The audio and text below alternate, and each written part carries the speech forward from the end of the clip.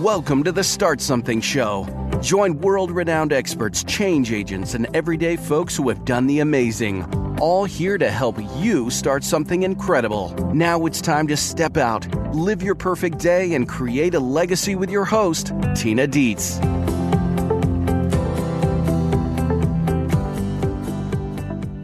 Well, hello there, super starters. This is Tina Dietz. Welcome to the show. We have a fabulous interview for you today with Judy van Niekerk, who has been through more than most people will ever go through in their lifetime, but also has achieved more as a result because of championing her challenges. And we're going to talk more about that later in the show today. First, today is a Q&A day, and today's Q&A comes from Josh in Vancouver, Canada. Josh writes, "Dear Tina, love the show." Thank you, Josh. And I have a question for you about the perfect day exercise. All right, let me stop there for a second. For those of you who don't know, I have a tool for everyone called the Perfect Day Exercise. It's part of the Perfect Day Planner Kit, and it is something that I give away for free, even though it's one of the most powerful tools you can use to start bringing your dreams into reality. But okay, so back to the show here. Okay, so Josh continues to write, "I feel really weird about sharing something so vulnerable and intimate with at least 30 people in my life as you recommend. Do I have to do it, and why?" Okay, Josh, here's the deal. The Perfect Day Exercise has a lot of moving parts to it, even though it seems like a relatively straightforward visualization exercise. We're doing a couple of things. We are reprogramming your brain to actually create a memory in the future, your perfect day 5 years in the future, so that your brain uses something called attunement to look for those opportunities and items and thoughts that are going to help that memory actually become reality, because your brain hates a vacuum. I go further into that technology on the website, so if you're interested in that, definitely go and dive for that information. It's really, really important. But getting back to Josh's question about this comfort level and sharing something intimate and vulnerable, here's the deal. The bigger a life you create, the bigger game you play out in the world, the stronger muscle you're going to need in being vulnerable, because you're putting yourself out there as a leader. And people know when you're not being authentic. We've all seen people on stages and heard them in audio recordings where, it's all 90 days to the life of your dreams, and I'm a handsome man, and I'm a great guy, and you should buy from me, and all of that. Forget the bad radio voice there, but you get my point. What the Perfect Day Exercise seeks to do is to kind of blow the lid off of what's possible for you to share, and for you to know that even if you're sharing something vulnerable with people in your life, it's going to be okay. And I've been doing the Perfect Day Exercise. I've done it with hundreds of people, possibly even thousands. And quite literally, and I can't guarantee this, but I've never had anybody have a bad result from sharing it with 30 people in their life. I even had a client who did a blog post of her perfect day, and within 15 minutes after sending the email, got a registration in a workshop. People know when you're authentic. We have storytelling is a universal standard, culture to culture throughout the world. The perfect day is an opportunity for you to tell your story, for you to attune your brain to the opportunities that are out there for you. They're going to help you bring that day into reality, and it's going to help you flex that muscle of leadership in being vulnerable, getting outside of your comfort zone so that you can get out there and do what seems like right now maybe a little impossible. It's those first steps that are going to create the snowball of momentum for your success. That's why it's so important. Now, on the flip side, I will say that besides getting clients out of sharing the perfect day, I've had people quit smoking, I've had them get married, and I've had them create some pretty extraordinary business results. So it's absolutely of no risk to do a 15-minute imagination exercise, write it down, and share it with 30 people for such extraordinary results. So just go and do it, Josh, and don't worry about it. You got to get out there and be a leader and be vulnerable with people if you're going to make a difference in this world. You can do it. It'll be good. And you know what? Anyone who wants to do their perfect day and send it to me personally, you can go ahead and do just that. You can do that through the contact page at the website. And you could also download the Perfect Day Planner Kit on the website as well, thestartsomethingshow.com. Okay, Superstarters, I've got someone special to share with you on the show today. Judy van Niekerk is a best-selling author and has shared the stage with Jack Canfield, Howard Martin, and many other global leaders. She is a transformation expert, helping people turn their hardships into opportunities. And Judy herself experienced enormous hardship and many near-death experiences, which we'll talk about today. And she has powerfully turned them into incredible opportunities. In addition to her work as an author and teacher, Judy has made history being a national champion scuba diver, representing South Africa at the World Championships and World Cup, and she changed the face of the wine industry in South Africa by establishing an entire wine region using social entrepreneurship and grassroots efforts. Her latest book, called Against the Grain, she co-wrote with the legendary Brian Tracy, and you can connect with Judy at judyvanniekerk.com. Judy, thanks for starting something with me today. Oh, Tina, thank you so much. It's great to be here. I'm really excited because one of the goals of this show and of the interest of so many folks that are listening to us today is overcoming those challenges, especially from our past. And I know from our conversations and from reading through, your work, you really kind of are the embodiment of adversity breeds character. Yeah, and I want to take us back to when you were getting started. When did you know you wanted to change your life and start something? Sure. You can go back as far as you like. Wow. Do you know what? It's something that I realized very recently, or I recalled, I should rather say, very recently, was that I knew as a young child that I would do something huge in the world. And we often hear people saying, and we know it on a level, that if we're living a life that feels disconnected to who we truly are, and people say we're not living your purpose, and the indications are of what your purpose is, what your life you're meant to be living, goes back to your early childhood. Well, I know that for a fact now, having sort of brought forward those memories from my childhood very recently, when I used to look in the mirror and in the midst of horror around me that I was experiencing during those years, and I just knew that it's okay. Great things are going to happen. I'm going to be huge. I'm going to make such a massive difference. This is going to mean something. And I think that was the first time when I remember that would be my earliest memories of it. But it wasn't obviously till many years later, after I escaped that horrific environment I was living in. And a number of years after that, to put it into context, Tina, if I can, if that's okay, just Please put it do. into context. No, go right ahead. I was incarcerated by my father for almost 2 decades, isolated from society, literally locked up for almost 2 decades, and violently beaten and raped and stabbed and shot, and all pretty horrific environment. And to a point where I literally had to escape in the middle of the night in my early 20s. And I escaped, and as you can well imagine, I had to learn to live and interact with society and to be normal, I suppose, in a sense. And that took me on an incredible journey, an exciting journey. But it also had its downside as well, because during the time in which I lived incarcerated, what I didn't know for a long time after I escaped was I had a ritual that was so powerful, that kept me so grounded, that kept me so safe, secure in the knowledge that it was okay. And I was used to look into myself in the mirror and look deep inside, deep into the mirror, into my soul. And I had this something inside of me, in my solar plexus, that I used to call my something.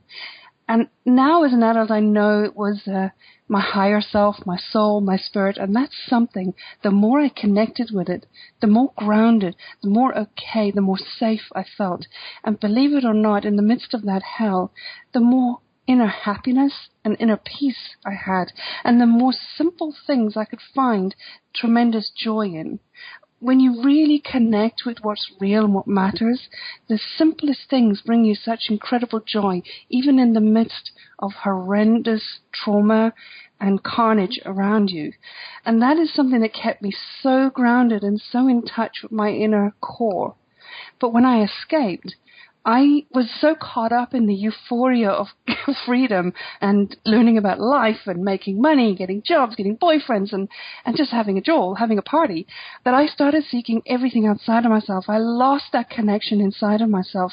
And whilst my life was incredibly successful on the outside, I mean, as you mentioned in the introduction, I represented South Africa World Championships scuba diving. I was also a national champion in swimming and paragliding and water skiing. It was just everything I could do, I did. I couldn't get enough of, and on the outside everything seemed to be great, but in the inside I was dying. It was hell, and I was taking overdoses. In a period of about 2 years, I took about 11 or 12 overdoses. It was hell. And it wasn't until I woke up after that last overdose that I realized what was going on. I could never understand it. My life was perfect. Did I go through all that hell for this? And it just dawned on me. I had lost touch with my inner self. I started to seek everything outside of myself, whereas the real value, the real beauty, the real perfection, everything belonged inside. And at that moment in time, lying in high care in a Cape Town hospital, I started that journey back into myself. That was an enormous turning point in my life, where I started to build that connection with my inner authentic self and connect that with the world around me and build myself to such a point that, as Dr. John DeMartini says, I'd rather have the whole world against me than my own soul. In that moment in time, that is how I felt. I needed to be comfortable with me before anybody else would be comfortable with me, or I could connect with anybody else perfectly, deeply, groundedly, unless I had that in myself. And that's essentially what started that journey for me in the work that I do now. So it's a long story. Yeah, well, this is it's really my favorite question on the show, because almost everybody I speak with will connect their childhood with their present. And what I really heard inside of this whole story is like an incredible pendulum. Like you were able to create meaning and a determination to create positive meaning in the face of horror. But then when that horror was no longer present, it was almost as though that piece got lost because it didn't have the anchor that it had once had, and you had to connect the dots ultimately with that powerful inner sense of self, with joy instead of horror, with peace instead of upset, with safety instead of, constantly having to be hypervigilant. And that is an enormous accomplishment in of itself when I just think, and I've got my therapist hat on here for just a second, what that actually takes on a psychological, neurological level to make that shift and change, but how powerful when that all comes together. Yeah, it is. Yeah. Because all of that stuff you do outside of yourself means nothing unless you've got that inner work, as I call it, the inner technology. It's what I call marrying your inner technology with your outer technology, but having them both aligned, your inner and your outer aligned, being so comfortable in your own skin, being comfortable in the level of self-worth and self-love that you have, and knowing who you are, what it is you're about, what you stand for, what you don't stand for, knowing that, and now allowing that to reflect perfectly how you outwardly live. That is something that so many people, I see it all the time, are striving for and have not connected, as you say, those dots. Mm-hmm. Exactly. Yeah, and that's why that inner work is not only important, but constant. Yeah. And, we're never done. We're never done with that. It's always up-leveling to something else. And you and I were chatting before the show today and talking about how most of the folks that we know as entrepreneurs who are kind of playing at a certain level take really good care of themselves, but sometimes we find that it's not enough because of the size of the game we're playing. Oh, yeah. And so this constant seeking of mastery, which, as you noted so brilliantly, is a moment-by-moment artwork. It is. And I love that. Yeah, it really is. Now, as you were moving through this time and then stepping into your purpose, stepping into your business ventures and being a transformational expert, what did you deal with in terms of setbacks and failures in that business life, and how did you deal with them? My goodness, I tell you what, that moment when I I woke up from that last coma, from that overdose, when I had this realization, this life-changing realization that took a few months, as you could imagine, to integrate and to assimilate and to really for me to get a handle on it and how I'm going to do this. And over the course of the next few months, I remember seeing color for the first time in my life, noticing color for the first time in my life. And I thought, wow, I have life sussed. Got it. I have so got it. And I had a really dear, dear friend at the time who I had a powerful connection with, and I went into a relationship with him, and it was amazing. And today, 15 years later, I'm still in honeymoon phase with him. He's my husband, and it was just amazing. As you can imagine, I thought nothing could be better. I mean, I had mastered the inner technology, the outer technology. So I then decided, what am I going to do in my life? And I went along and started businesses. And again, it goes back to what you were saying earlier. The mistake I made is I didn't do that moment-by-moment monitoring of that mastery that is needed. I thought I had it sussed and I can just go forth and live my life. And I went and created this magnificent business in South Africa, made history with in the wine industry, starting in a whole wine industry in an area that never had wine. It's the poorest area of South Africa. It's called KwaZulu-Natal, and started a vineyards with government on Zulu tribal land, creating incredible job opportunities and creating financial stability and social stability in the area. But in the meantime, I was also starting my own business, which is also a wine estate, and growing it. And I thought everything I have to do has to be mega successful, has to be big, has to be huge, and pouring everything I had into it to the detriment of my own health, my own well-being, as well as that of my beloved, my lover and my husband, Tiny. And to a point, and driving it so hard to a point that he had a horrendous heart scare. And I was ignoring all the signs that the universe was throwing at me, that life was throwing at me. Stop, take a reality check. And I was just barging through. I felt every challenge I came across, it was my job to browbeat it down, to storm my way through it. Any submission to challenge was a sign of weakness. So I barged through it to a point where he had this tremendous heart scare. And I tell you, Tina, I never really sort of understood this concept of aura, but I saw with Tiny that day, I saw a two-dimensional man who had no aura. He was grey. He was inches from death. And that was the greatest wake-up call I could have on this planet. I stopped and I realized, whoa, this is not worth it. Nothing is worth this.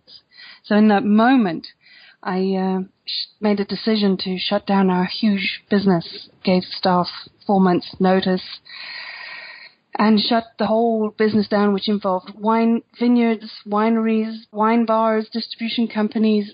It was a massive business, and shut it all down. And in the process, Tiny and I lost everything.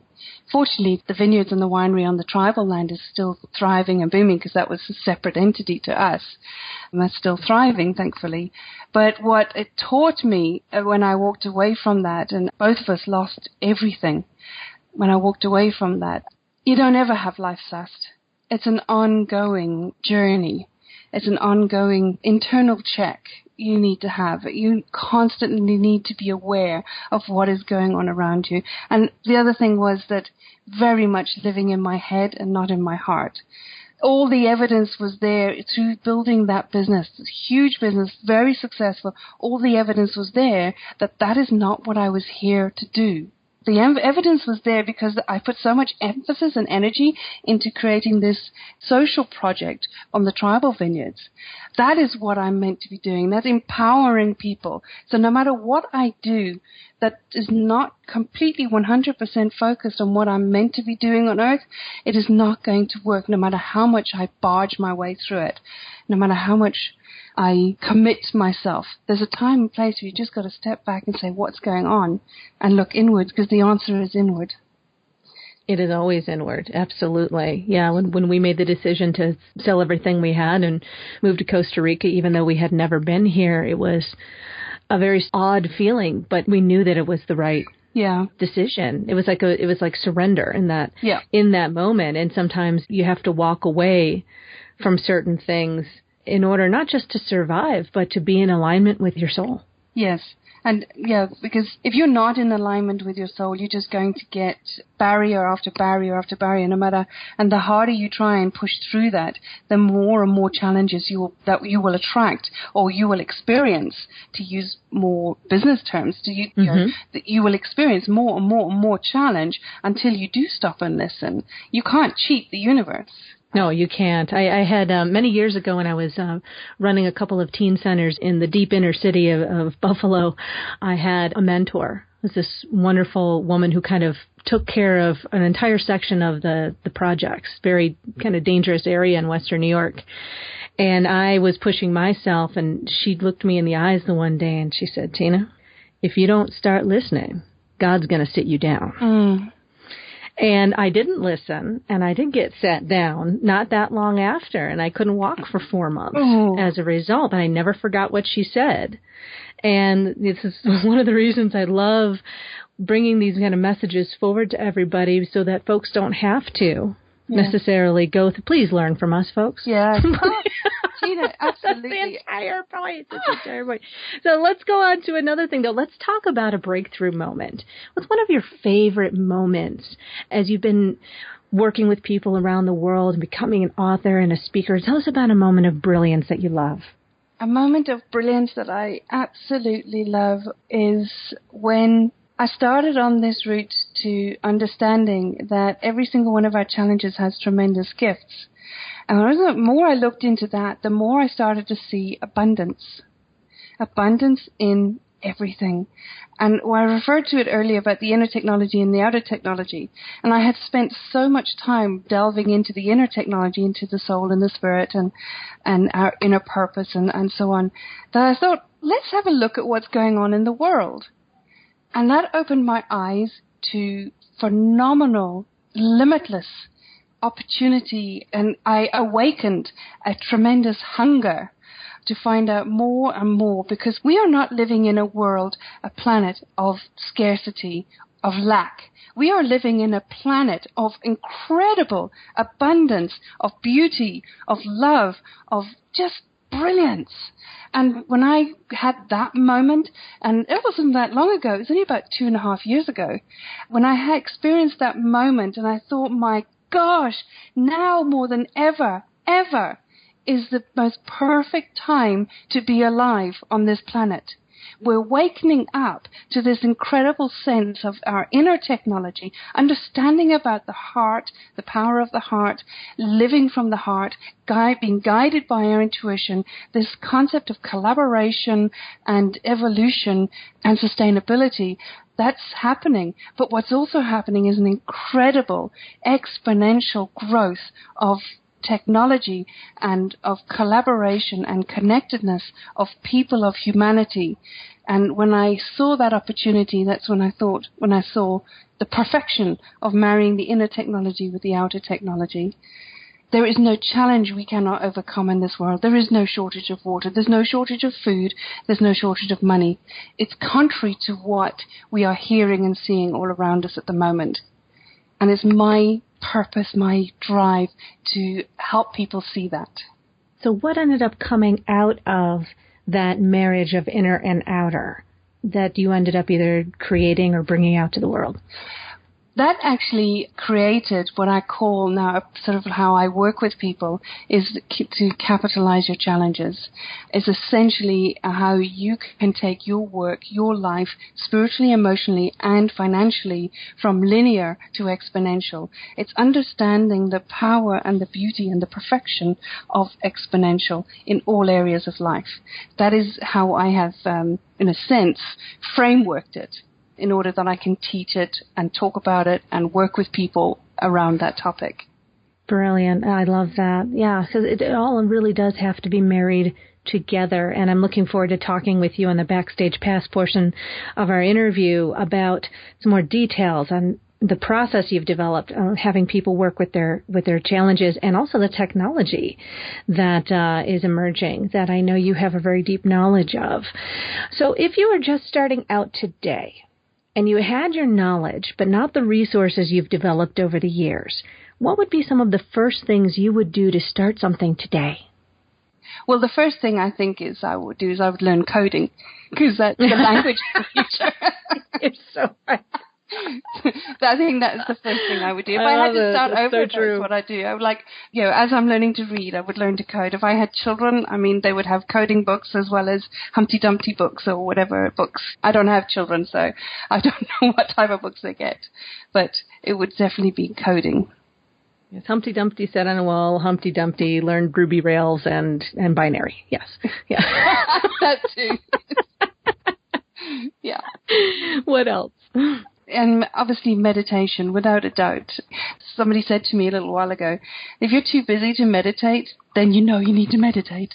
Mm-hmm. So there's nothing more powerful than meditating, because if you're not connected with your heart, if you're not connected with the tremendous intuitive power of your heart's intelligence, you get caught up in judgment, in perceptions, which take up time and space in your life and lock you down. They lock you down to incredible opportunities. And all of a sudden, the impossible does seem impossible. Whereas if you're living from the place of your heart, where you dissolve judgments, there is no right or wrong. There is only as it is. There is incredible opportunity, and there is nothing impossible. Truer words were never spoken. Yeah. Yeah, absolutely. All right. Judy, thank you so much for joining me on the show today. And everyone, you can go back to our website, make sure that you find the links to Judy's website and her books. And absolutely, we want to direct your attention to that there is now an International Champion Your Challenges Day that you've developed. Isn't that the case? Yes. International Day to celebrate your challenges. International Day to celebrate your challenges. That is worth having a holiday over. Yeah, I think so. I think that's great. That's perfect. So you can go back to our website, find all the links and information on that. And Judy is going to be joining us on our Backstage Pass, so make sure you don't miss that and find out the actions you need to take to get going, overcome your challenges, and really connect that inner and outer technology that Judy was talking about so that your life is in alignment and you're living your purpose. Judy, thanks again for being on the show today. Thank you, Tina. All right. Have a great day. Start something with purpose. Start something with freedom. Start something now. Go to thestartsomethingshow.com, join our community of superstarters, and get your perfect day planner pack, a free resource to help you create the life you've dreamed of living. Take action now, and we'll see you for our next exciting episode.